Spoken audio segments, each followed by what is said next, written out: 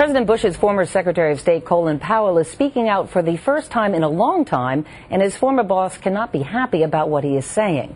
NBC's chief foreign affairs correspondent Andrea Mitchell is here with the details. Andrea, good morning to you. Good morning, Meredith. Well, breaking a long silence with Tim Russert on Meet the Press, Colin Powell expressed regret about the justification for the Iraq war, doubt about the surge, and hinted at abandoning the Republican Party in the 2008 election.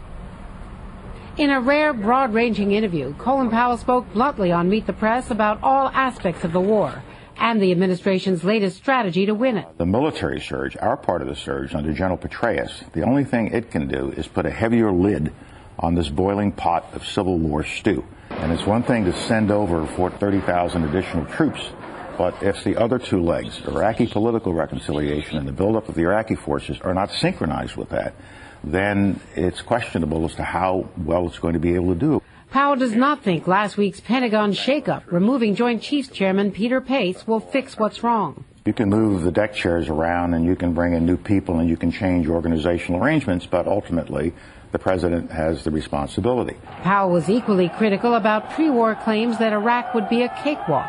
My belief is we will, in fact, be greeted as liberators. We were liberators for a moment. And then we simply did not handle the aftermath. We didn't realize we were in an insurgency, and we didn't have enough troops in the ground. But as Secretary of State, Powell played a key role, selling the war with flawed evidence that Saddam Hussein had weapons of mass destruction. My colleagues, every statement I make today is backed up by sources, solid sources. If we knew today, or knew then what we know today, that there were no weapons of mass destruction, I would have had nothing to take to the United Nations. Did you ever think of resigning? No. The information was faulty, but it wasn't faulty because people in the intelligence community were lying or trying to deceive.